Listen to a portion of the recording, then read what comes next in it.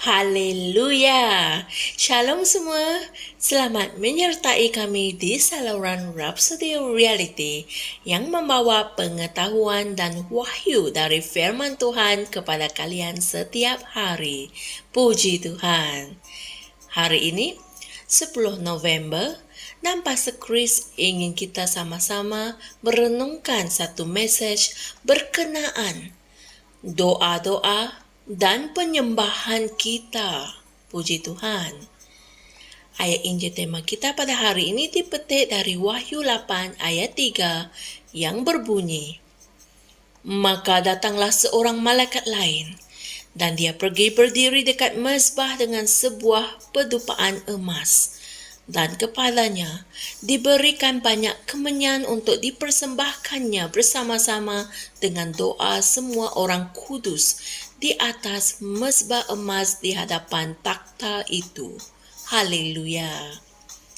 Semasa kamu mempelajari kitab Wahyu, salah satu perkara indah yang kamu dapat temui adalah kuasa dan kekuatan rohani dari doa-doa dan penyembahan kita. Haleluya. Misalnya, Wahyu 15 ayat 8 menggambarkan sesuatu luar biasa yang telah didedahkan kepada Yohanes. Ia mengatakan, rumah Allah dipenuhi oleh asap daripada kemuliaan dan kekuasaan Allah. Tidak seorang pun dapat masuk ke dalam rumah Allah sehingga 7 bencana yang didatangkan oleh 7 malaikat itu berakhir. Haleluya.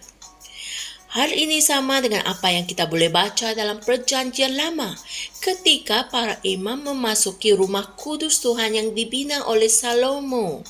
Alkitab mengatakan bahawa ketika mereka mulai menyanyi dan menyembah Tuhan dengan alat muzik, kemuliaan Tuhan memenuhi rumah itu sehingga para imam tidak mampu berdiri melayani oleh kerana awan kemuliaan Tuhan. Puji Tuhan. Hal ini boleh dibaca dalam 2 Tawarikh 5 ayat 14. Doa-doa dan penyembahan kita di bumi memberi kesan yang besar di syurga. Amin. Apabila kita berdoa, apabila kita menyembah, bagaimana Tuhan melihatnya? Kita sebenarnya mempersembahkan korban-korban rohani. Amin.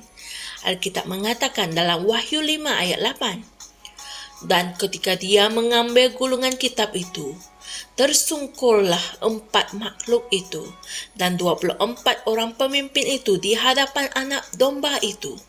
Masing-masing memegang sebuah kecapi dan sebuah mangkuk emas yang penuh dengan kemenyan, yaitu doa-doa orang kudus." Haleluya. Apabila kamu berdoa di bumi di sini, ia bukanlah satu rutin keagamaan saja. Ia pergi ke syurga sebagai kemenyan. Haleluya. Itulah yang dimaksudkan oleh Daud ketika dia berkata dalam Mazmur 141 ayat 2, "Biarlah doaku dipersiapkan seperti persembahan ukupan di hadapanmu, dan tanganku yang terangkat seperti persembahan korban pada waktu petang." Puji Tuhan. Sebagai seorang nabi, Daud memiliki wahyu tentang masa depan.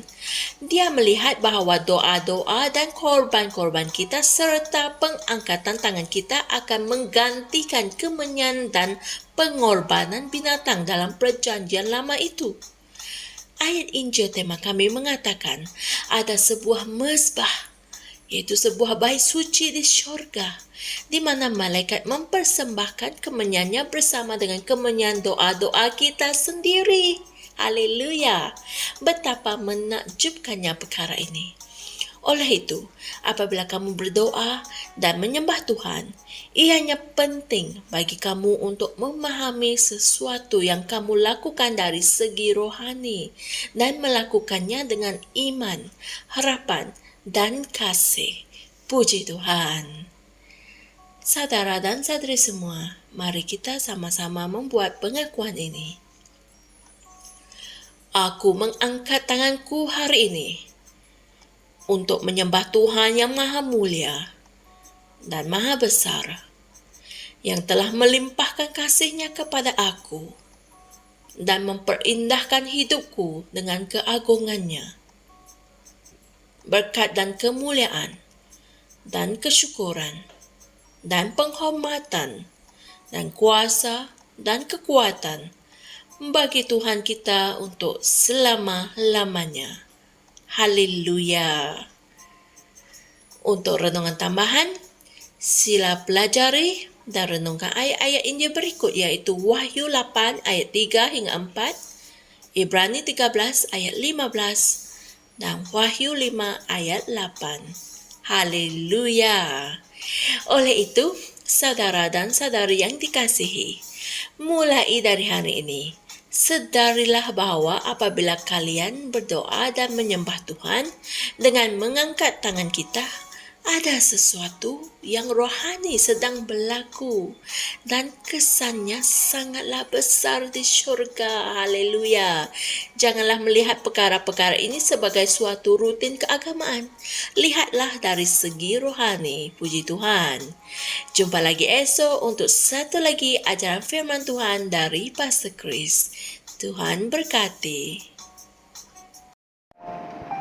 Kami percaya saudara-saudari semua telah diberkati dengan perkongsian firman dari Rhapsody Reality. Bagi sesiapa yang ingin menjadikan Yesus Kristus sebagai Tuhan dalam kehidupanmu, kamu boleh mengucapkan doa ini bersama dengan saya. Ya Tuhan Allah, aku mempercayai Yesus Kristus, Anak Allah yang hidup dengan sepenuh hatiku. Aku percaya Dia telah mati untukku dan Allah telah membangkitkan Dia dari kematian. Aku percaya Dia hidup hari ini. Aku mengaku dengan mulutku bahwa Yesus Kristus adalah Tuhan dalam hidupku mulai dari hari ini. Melalui Dia dan di dalam nama-Nya, aku mempunyai kehidupan yang kekal. Aku telah dilahirkan semula. Terima kasih Allah kerana menyelamatkan jiwaku. Aku sekarang adalah anak Allah. Haleluya. Tahniah. Sekarang kamu telah menjadi anak Allah.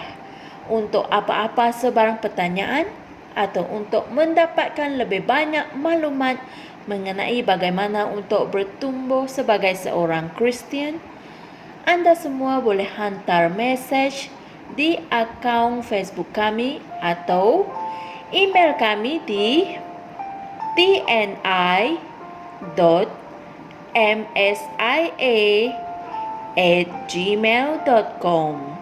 Sekali lagi, tni.msia@gmail.com. Tuhan berkati Anda semua.